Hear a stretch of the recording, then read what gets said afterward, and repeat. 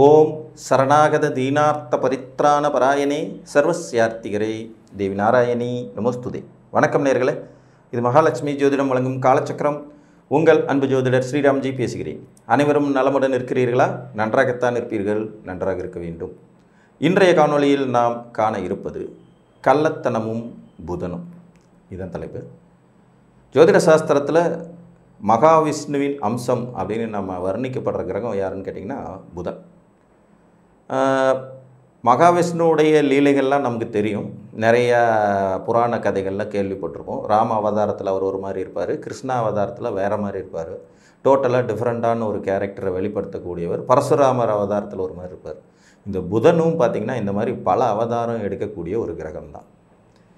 ஒரு ஜாதகத்தில் புதன் ஆட்சி உச்சம் மூலத்திரிகோணம் திக்பலம் இந்த வலிமையில் இருந்தால் இவர்களிடத்தில் அந்த கிருஷ்ண பரமாத்மாவுக்கே உண்டான கள்ளத்தனமும் குறும்புகளும் நிலைத்திருக்கும். மற்றவங்களை ஹர்ட் பண்ணாத கள்ளத்தனம் அப்படிங்கிறது குழந்தை பருவத்தில் இருக்கக்கூடியதாக இருக்கும். ஒருத்தரை நோகடிக்காமல் விளையாட்டுத்தனமான குறும்புகள் அப்படிங்கிறதெல்லாம் ஓகே, அதெல்லாம் அக்செப்ட் பண்ணலாம்.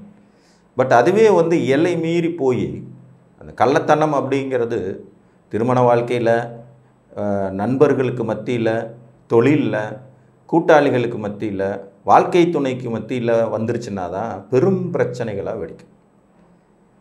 இன்றைக்கி ஒரு கணவன் அல்லது மனைவி வாழ்க்கை துணைக்கு தெரியாமல் ரகசியமான திருட்டுத்தனமான உறவுகளை பேணி காக்கிறது, திருமணத்துக்கு முன்பு காதல், திருமணத்தப்ப காதல், திருமணத்துக்கு பின்பும் காதல்ங்கிற மாதிரி தொடர்றது, ஒன்றுக்கு மேற்பட்ட நபர்களுடைய தொடர்பை ரொம்ப சர்வசாதாரணமாக எடுத்துக்கிறது, எல்லாமே எனக்கு டேக் இட் ஈஸி பாலிசி தான், விளையாட்டுத்தனமான விஷயங்கள் தான் அப்படின்னு போகிறதெல்லாம் மிக பெரும் விளைவுகளை ஏற்படுத்தக்கூடிய தன்மை கொண்டதாகும்.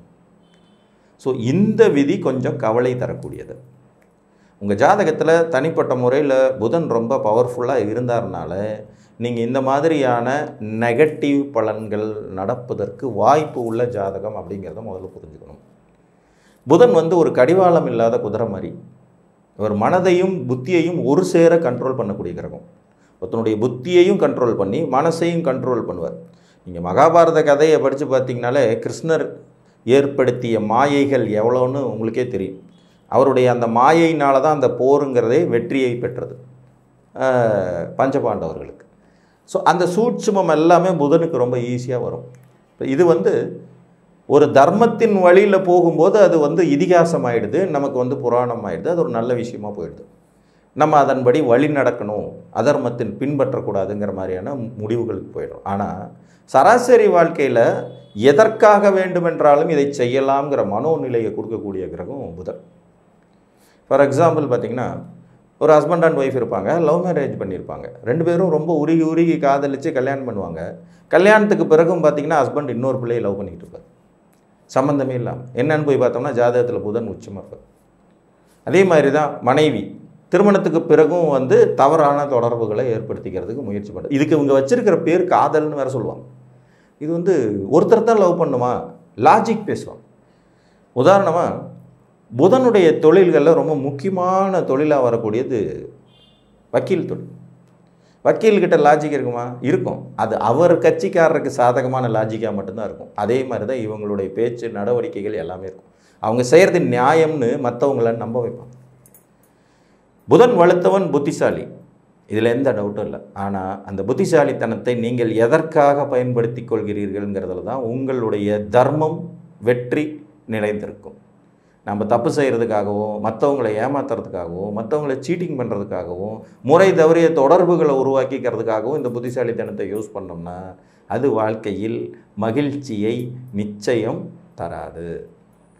அரசனை நம்பி புருஷனை கைவிட்ட கதைன்னு நம்ம ஊர் பக்கம் ஒரு பழமொழி சொல்லுவாங்க. இந்த பழமொழிக்கு இந்த புதன் வலுத்தவர்கள் பொதுவானவர்கள். நல்லா போயிட்டுருக்கிற ஒரு லைஃப்பில் தேவையே இல்லாமல் மூன்றாவது நபர்களுடைய தொடர்புகளை கொண்டுட்டு அதனால் வாழ்க்கை சிக்கி சின்ன பின்னமாகி சீரழிஞ்சு போகிற அமைப்பெல்லாம் புதன் வலுத்தவங்களுக்கு ஏற்படும். கவனம் கவனம், எச்சரிக்கை. பொதுவாக நம்மளுடைய காணொளிகள் எல்லாத்துலேயுமே கொஞ்சம் விழிப்புணர்வு சார்ந்த விஷயங்கள் இருக்க தான் செய்யும். இந்த மாதிரி கிரக அமைப்புகள் இருந்தால் நீங்கள் எப்படி நடந்து கொள்ள வேண்டும் உங்கள் வாழ்க்கையிலன்னு சொல்கிறதுக்காகத்தான் இந்த காணொளிகளே தவிர யாரையும் புண்படுத்துவதற்காக இல்லை. புதன் வலுத்தவங்க பார்த்திங்கன்னா கடன் விஷயத்தில் ஃபோர்ஜரியாக இருப்பாங்க. உண்மையாக அவங்களுக்கு என்ன கடன் இருக்குது, என்ன பிரச்சனை இருக்குதுன்னு சொல்ல மாட்டாங்க. பிரச்சனைகளிலிருந்து தப்பித்து ஓடுவதற்கு தான் பார்ப்பாங்களே ஒழிய பிரச்சனையை தீர்க்கிறதுக்கான எந்த ஒரு முடிவையும் எடுக்கவே மாட்டாங்க. பிரச்சனைக்கு காரணம் அடுத்தவங்கன்னு ரொம்ப ஈஸியாக அடுத்தவங்க தலையில் கட்டி விட்டுட்டு போயிடக்கூடிய சூட்சம் இருக்கும். குடும்பத்தாருக்கு தெரியாமலேயே வந்து எல்லா விஷயத்தையும் ஹேண்டில் பண்ணணும்னு நினச்சிக்கிட்டு நிறைய தவறு மேலே தவறு இழைக்கக்கூடியவர்கள், சூதாட்டத்தில் ஈடுபட்டு அதனால் பெரும் இழப்புகளை சந்திக்கிறதுக்கு புதன் தூண்டி விடுவார். சூது விளையாட பழக்கப்படுத்துகிறவர், காம களியாட்டங்களில் ஈடுபடுறத பழக்கப்படுத்துகிறவர், அதை காதல்ங்கிற பேரில் கள்ளக்காதலை நிறைய உருவாக்கி விடக்கூடிய கிரகமும் இந்த புதன் தான். ஸோ புதன் வந்து காலபுருஷனுடைய தொடர்புகள் ஸ்தானங்கிற 3ஆம் வீட்டுக்கும் காலபுருஷனுடைய வம்பு வழக்கு போட்டி பொறாமை வில்லங்கம் கடன் நோய் எதிரி ஸ்தானங்கிற 6ஆம் இடத்துக்கும் சொந்தக்காரராக போகிறதுனாலையும் இவர்கிட்ட இந்த மாயா லீலைகள் அப்படிங்கிறது கொஞ்சம் அதிகமாகவே இருக்கும். அப்போ இந்த புதன் வலுத்துட்டா இந்த பிரச்சனைகள் எல்லாமே ஃபேஸ் பண்ணியே ஆகணுமா சார்னா கண்டிப்பாக ஃபேஸ் பண்ணி தான் ஆகணும். ஆனால் அதே நேரத்தில் அவர் உங்கள் லக்ன எதிரியாக இருந்தால் நீங்கள் மற்றவர்களால் இந்த ஏமாற்றத்துக்கு ஆளாகப்படுவீர்கள். இப்போ உதாரணமாக ஒரு கடகலக்கணத்துக்கு புதன் வலுத்திருந்தால் அந்த கடகலக்கணக்காரரை வேற ஒருத்தர் இதே விஷயத்தினால ஏமாற்றுவார். ஒரு மேசலக்கணக்காரர் புதனாக இருந்தால் அந்த மேசலக்கணக்காரங்களை வேற ஒருத்தர் இந்த விஷயத்துக்காக ஏமாற்றுவார். தனுசு மீன லக்னங்களுக்கு இதே கதை தான். சிம்ம லக்னத்துக்கு மட்டும் கலப்பு பலனாக போயிடும். ஆனால் அதுவே லக்ன நண்பராக இருந்தால், உங்கள் லக்னத்துக்கு புதன் நல்லவராக இருந்தால் நீங்களே இந்த ஏமாற்று வேலைகளில் கள்ளத்தனம் புரிவதில் சிறந்தவராக விளங்குவீர்கள். இன்றைக்கி தேதிக்கு வந்து நம்பிக்கைக்குரிய மனிதர்களை பார்க்குறதே ரொம்ப கஷ்டம். நான் நம்பிக்கைக்குரிய மனிதர்கள்ங்கிற தலைப்பிலே 2-3 காணொலி போட்டிருப்பேன். குரு வலுத்தவங்க நம்பிக்கைக்குரிய மனிதர்களாக இருப்பாங்க. அப்போ புதன் வலுத்தவங்க நேர் ஆப்போசிட், நம்பிக்கைக்குரிய மனிதர்களாக இல்லாமல் இருப்பாங்க. இவங்களுடைய நம்பிக்கைத்தன்மை நல்லா இருக்கிறதுக்கு புதன் கூட வேறு யாராவது சேர்ந்துடணும். தனிச்ச புதன் கொஞ்சம் டேஞ்சர்னு வச்சுங்களேன். தனிச்ச குரு எப்படி டேஞ்சரோ அதே மாதிரி தான் தனிச்ச புதனும் டேஞ்சர். தனித்த குரு அதிகமான விஷயத்துக்காக அந்த வீட்டை நசிக்க செய்வார். அதே மாதிரி தனித்த புதன் அதீத அறிவாற்றலை கொடுத்து தன்னை மிஞ்சி அறிவாளியே யாருமே இல்லைங்கிற அகண்டாகாரத்தினால தவறுகளை ரொம்ப சர்வசாதாரணமாக செய்ய தூண்டுவார். அதிலே உங்கள் லக்னத்துக்கு அவர் சுபராக இருந்தால் ரொம்ப ரொம்ப கஷ்டம். மிதுனத்தில் ஆட்சி பெற்ற புதன் ஒழுக்க குறைவீடுகளை கொடுக்குறார் பழக்க வழக்கங்கள் ரீதியாக. கன்னியில் ஆட்சி உச்சம் பெற்ற புதன் கடன் விஷயங்களில் குடும்பத்திற்கு துரோகம் இழைக்கும் விதிகளை தாராளமாக வாரி வழங்கிடுறார். பட் இது நடக்காமல் இருக்கிறதுக்கு சூரியன் சனி செவ்வாய் மாதிரி ஏதாவது ஒரு பாவிகளோட தொடர்பு அங்கே வந்துடுச்சுன்னா அந்த பலன் அப்படியே டைலூஸ் ஆகிடும், ஒன்றுமே இல்லாமல் போயிடும். ஸோ ஏதாவது ஒரு பாவியோடு புதன் இருக்கிறது தான் கிட்டத்தட்ட சேஃப் அப்படிங்கிறது மாதிரி ஆகிடும். 2 அறிவாளி கிரகங்களான புதனும் குருவும் இதை இணைஞ்சாங்கன்னா இன்னும் நிலைமை மோசம். தன்னுடைய பெரிய மனித தோரணையினாலையும் தன்னுடைய அறிவாற்றல்னாலையுமே இந்த தவறுகள் அனைத்தையும் மூடி மறைத்து விடும் சாமர்த்தியசாலிகளை போயிடுவாங்க. ஸோ கள்ளத்தனத்துக்கும் புதனுக்கும் ஒரு நெருங்கிய தொடர்பு உண்டு. அவருடைய மூல தெய்வமான கிருஷ்ண பரமாத்மாவே அந்த வேலையெல்லாம் செய்யக்கூடியவர் தான். ஆனால் அவர் தர்மத்தின்பால் நின்று அதை செய்து வெற்றியை தேடி தந்தார்.